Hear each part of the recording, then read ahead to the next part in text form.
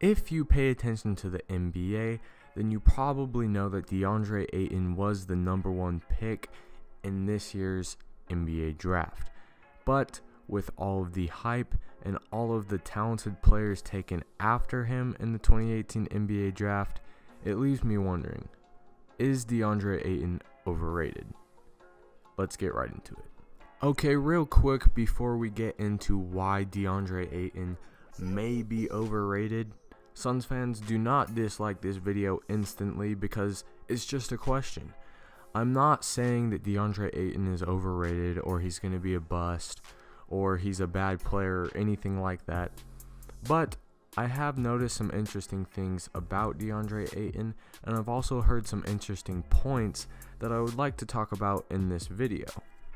So just to reiterate, I'm not saying that DeAndre Ayton is a bust or that he's going to be a bad player, but like I said before, I do have some interesting things that I want to talk about concerning DeAndre Ayton.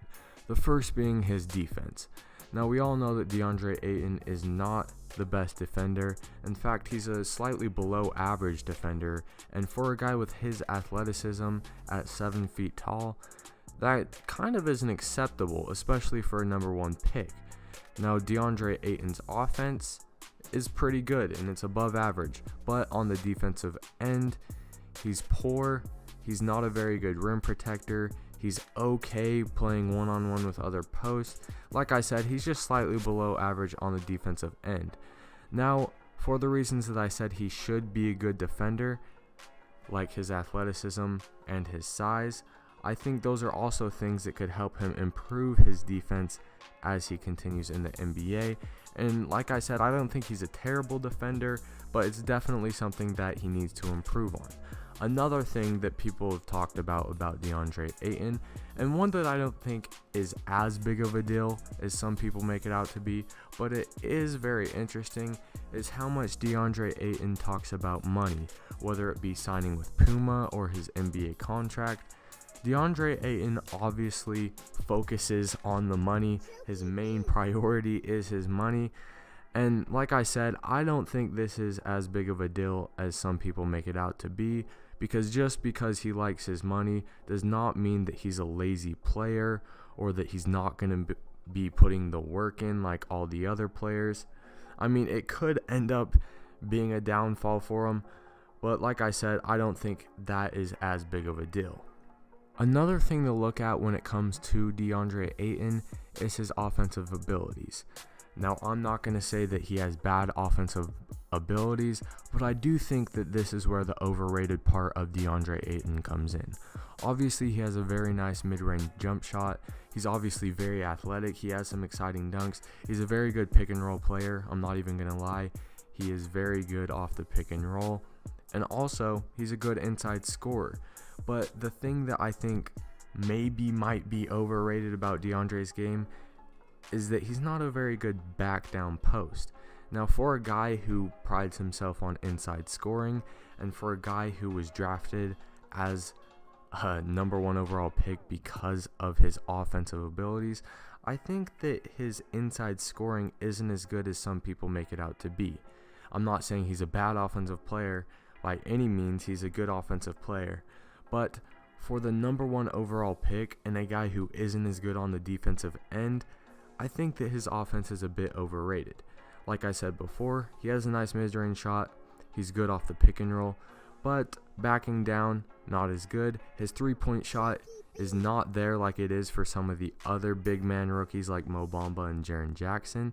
So I'm not exactly sure why he was the number one pick, to be quite honest. I still think DeAndre Ayton is a fantastic player, don't get me wrong. I still think he'll be a good player in the NBA, but his offensive abilities are a bit overrated, let's be honest. Now, the final reason that DeAndre Ayton may be overrated has nothing to do with him at all. It has everything to do with the players in his draft class, though.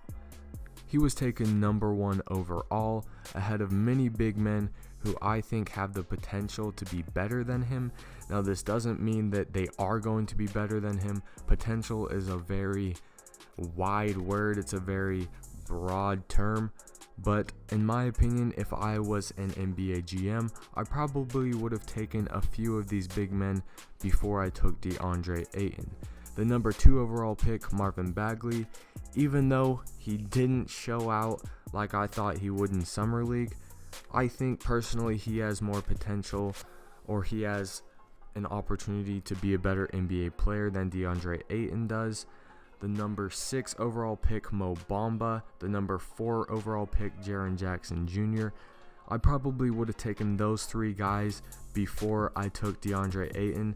And there's a lot of other guys who aren't big men who I think have an opportunity to be bigger stars than DeAndre Ayton too. Now understand that the Suns needed a big man. They have a ton of good guards. They drafted another wing in Mikal Bridges later in the draft. They have Devin Booker. They got Eli Okobo, who is looking very good. So I understand that the Suns were really missing a big man. So I don't blame them for this pick. And like I've said 1,000 times, DeAndre Ayton, in my opinion, will still be a very good NBA player. But I don't know. Mo Bamba and Jaren Jackson Jr. are looking really nice so far in their NBA careers. And they both have jump shots. They both have the defensive ability. They both have the things that DeAndre Ayton doesn't, and in my opinion, they have a higher ceiling than DeAndre Ayton as well. But enough of me bagging on DeAndre Ayton, and let me give him some props, because like I said, his athleticism is great. He moves very well, and he jumps very good for a guy of his size, and like I said, those things could help him improve on the defensive end as well. And even though I kind of bagged on DeAndre Ayton's offense and says he was a bit overrated on the offensive end, I think that he will thrive with Devin Booker and Eli Okobo in the pick and roll, because I think that he's a great pick and roll player. I think that he's going to get all kinds of lobs, and he is a very good rebounder too. So even though I do think DeAndre Ayton is a little bit overrated, and I don't think he should have even been close to the number 1 overall pick, I think he has a great opportunity with the Suns, and I think he's going to be a very good NBA player in the future. Please leave your thoughts on DeAndre Ayton in the comment section down below, and whether or not you think I'm right that he is overrated, or if you think that he should have been the number 1 overall pick. Whatever it is, please comment in the comment section down below, and like and subscribe to my channel. I will see you all in my next video.